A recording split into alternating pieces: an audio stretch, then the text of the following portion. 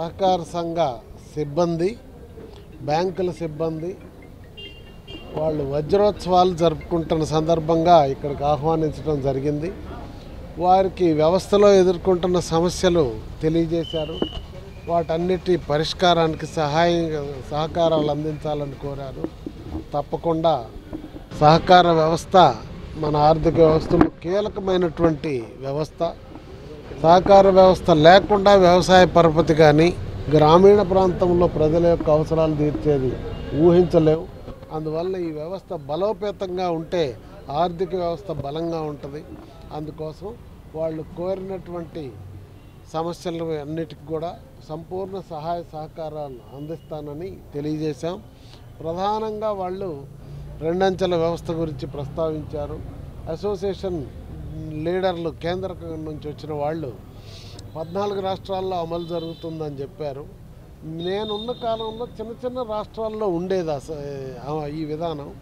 ఇప్పుడు పెద్ద రాష్ట్రాల్లో ఎట్లా అమలు జరుగుతుంది, దాని ఫలితాలు ఎట్లున్నాయి అనేది అధ్యయనం చేసిన తర్వాత వ్యవస్థకి లాభంగా ఉంటే తప్పకుండా ప్రభుత్వం ముందు పెట్టి అమలు చేయించడానికి ప్రయత్నిద్దాం.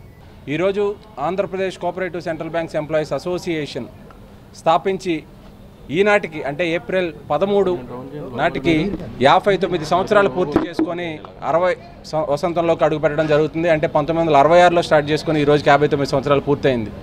ఈ 59 సంవత్సరాల ప్రస్థానంలో అసోసియేషన్ చేపట్టిన కార్యక్రమాలు, సాధించిన విజయాలు, ఉద్యోగులకు అందించిన ప్రయోజనాలు, సహకార బ్యాంకుల బలోపేతం కోసం చేసిన కార్యక్రమాలు అన్నింటినీ కూడా నేటి తరానికి తెలియచేయాలి అనే ఉద్దేశంతో భవిష్యత్తులో సహకార బ్యాంకులను మరింత బలోపేతం చేసేందుకు ప్రతి ఒక్కళ్ళు సంసిద్ధం కావాలని, భవిష్యత్తులో చేయబోయే కార్యక్రమాల్లో ప్రతి ఒక్కళ్ళని భాగస్వాములు చేయడానికి ఒక మోటివేషన్ కోసం ఈరోజు ఈ కార్యక్రమం ఏర్పాటు చేసుకోవడం జరిగింది.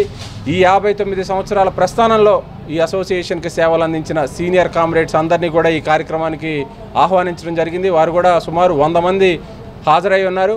వారందరినీ నూతన యువతరం ఆధ్వర్యంలో సత్కరించుకోవాలని చెప్పేసి కోరుకుంటున్నాం. మిత్రులందరికీ నమస్కారాలు.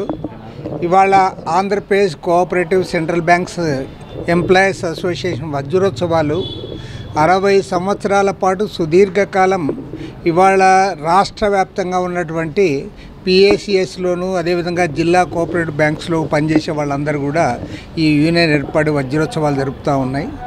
ఈ వజ్రోత్సవాల సందర్భంగా ఒక ప్రధానమైన నినాదాన్ని ఇవాళ అసోసియేషన్ ప్రజల ముందుకు తెచ్చింది, ప్రభుత్వం దృష్టికి తెస్తూ ఉన్నాం.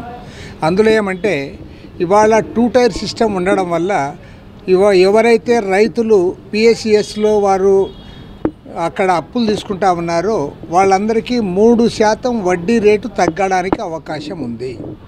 ఎందుకంటే దొంతర్లు పెరగడం వల్ల వడ్డీ రేటు పెరుగుతుంది. ఈ వడ్డీ రేటు పెరగడం వల్ల రైతులకు భారం అవుతుంది. కాబట్టి ఏమంటే మేము ప్రభుత్వాన్ని కోరుతున్నది ఏమంటే ఇవాళ ఏదైతే సిస్టమ్ ఉందో సిస్టంలో ఉన్నటువంటి ఒక దొంతరను తొలగించడం వల్ల 2 టైర్ సిస్టమ్ ఉండడం వల్ల ఖచ్చితంగా రైతులందరికీ కూడా ప్రయోజనం చేకూరుతుంది. లక్షలాది మంది గ్రామీణ ప్రాంతాల్లో ఎవరైతే అప్పులు తీసుకుంటా ఉన్నారో బ్యాంకు పైన ఆధారపడి ఉన్నారో వాళ్ళందరికీ మేలు జరగడానికి అవకాశం ఉంది. ఈ అంశం విషయంలో టీడీ జనార్దన్ గారు తెలుగుదేశం పోలిట్ బ్యూరో సభ్యులు ఆయన కూడా చొరవ తీసుకుంటూ అన్నారు. త్వరలోనే మేము ముఖ్యమంత్రి చంద్రబాబు నాయుడు గారిని కలిసి, ఎందుకంటే ముఖ్యమంత్రి గారు కూడా 2001లోనే ఈ అంశంపైన దృష్టి సారించారు, కానీ దాన్ని వదిలిపెట్టారు.